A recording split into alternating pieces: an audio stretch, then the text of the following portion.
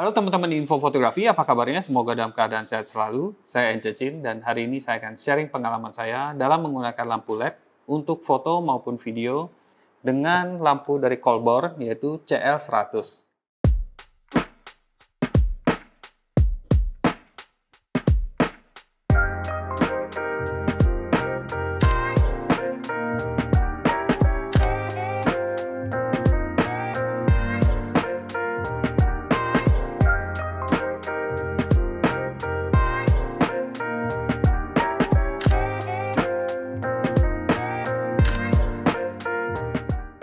Belakangan ini lampu LED semakin populer, bukan hanya di kalangan videographer, tapi juga di kalangan fotografer. Karena peningkatan kualitas dari lampu LED, misalnya kecerahannya dan juga kualitas warnanya semakin bagus. Nah, Colbor CL100 ini datang dengan tas yang berbentuk kotak yang minimalis seperti ini, tapi tas kecil ini memuat cukup banyak. Pertama, dia memuat satu unit lampu Colbor ini, dia juga memuat ada remote control, standar reflektor, manual, dan juga tentunya kabel dan adapternya. Saat pertama kali saya unboxing lampu ini, kesan saya adalah, wah, lampunya kompak sekali, ringan sekali, hanya 1,1 kg. Karena setahu saya, lampu-lampu LED yang saya tahu, yang berkapasitas 100 watt, biasanya 2 kali lebih panjang daripada lampu CL100 ini. Dan juga biasanya lebih berat. Wah, enak sekali ya Colbor CL100 ini karena memudahkan sekali saya untuk memindahkan baik indoor maupun outdoor dan juga ukurannya kecil memudahkan saya untuk menyimpannya.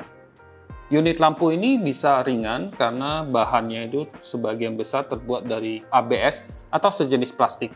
Jadi teman-teman mesti hati-hati jangan sampai terbentur atau jatuh, ya ini bisa rawan pecah. Dan di bagian depan tentunya dia menggunakan Bowen mount ya. Jadi meskipun Colbor ini setahu saya belum membuat aksesoris seperti softbox, tapi teman-teman bisa lebih gampang untuk mencari softbox yang Bowen itu tersedia di mana-mana dan kompatibel bisa dipasang di Colbor CL100 ini tentunya. Yuk teman-teman, kita langsung lihat saja fitur dan pengaturannya. Di bagian belakang ada beberapa tombol dan juga ada knob ya. Yang paling kiri ada on off, kemudian ada mode atau turbo. Di sini kita bisa memilih beberapa efek lighting ya.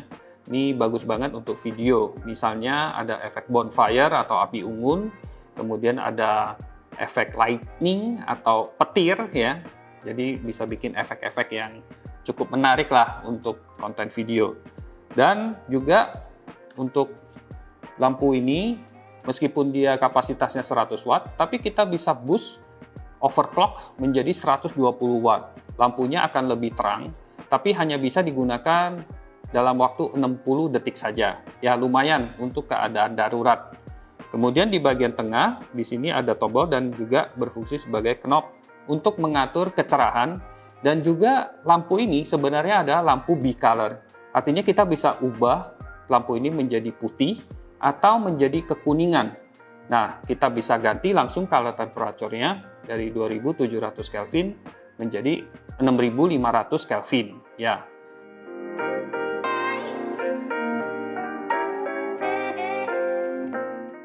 Kemudian di sebelah kanannya lagi ada tombol group.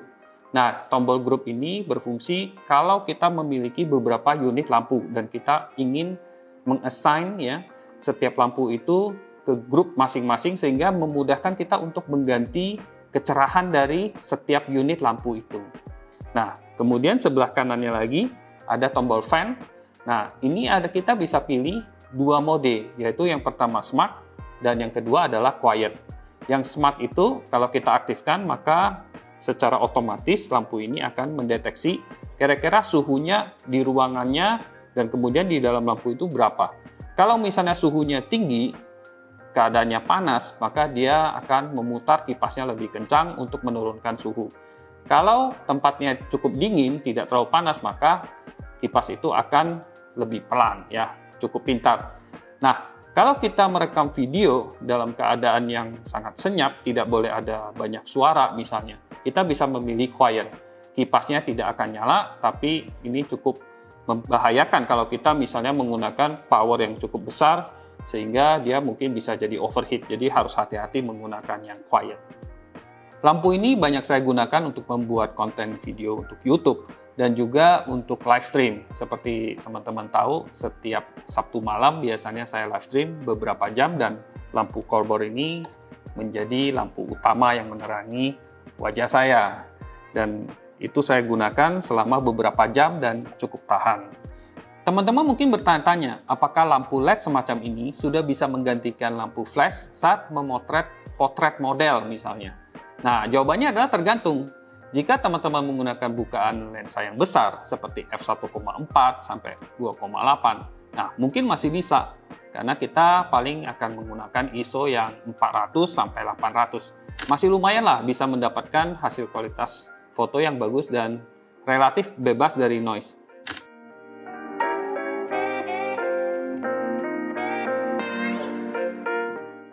Tapi kalau kita pasang lampu ini dengan softbox yang ukurannya besar sekali, mungkin 1 meter atau lebih, maka kecerahan lampu ini otomatis akan berkurang dan kita terpaksa harus pakai ISO yang lebih tinggi lagi. Atau misalnya kita menggunakan lensa, tapi kita pakai bukaan f8 misalnya untuk mendapatkan detail dan ruang tajam yang sangat luas. Nah, itu ISO-nya akan sangat tinggi, bisa 6400 atau 12800 dan itu akan sangat mengurangi kualitas gambar.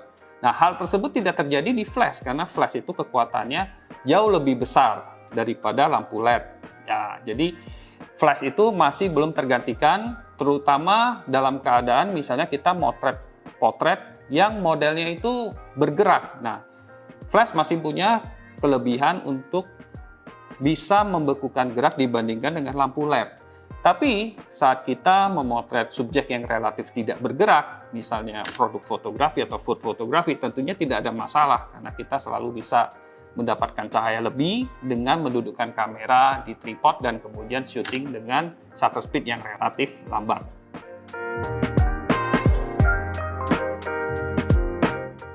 Setelah saya mencoba lampu ini selama 2 minggu, saya sangat terkesan dengan kualitasnya. Dari kecerahannya, meskipun hanya 100 watt saja, tapi mengingat ukurannya sangat kecil dan harganya relatif terjangkau, maka oke banget lah.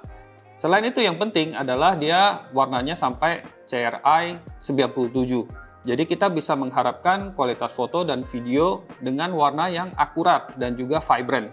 Tapi ada juga yang kita tidak sukai dari Colbor CL100 ini, yaitu karena bahannya plastik dan tidak terlalu kuat, maka saat saya pasang dengan softbox yang ukuran besar, misalnya 1 meter atau lebih besar, dan posisinya kalau saya ingin merunduk, itu agak kesulitan untuk mengunci supaya dia presisi, karena jadi tidak imbang ya kalau depannya besar sekali dan berat dibandingkan dengan lampunya. Kesimpulannya, saya sangat merekomendasikan lampu ini bagi teman-teman content creator yang ingin membuat video atau foto yang lebih baik. Demikian apa yang saya bisa sharing hari ini. Sampai jumpa lagi di kesempatan yang lain. Bye-bye!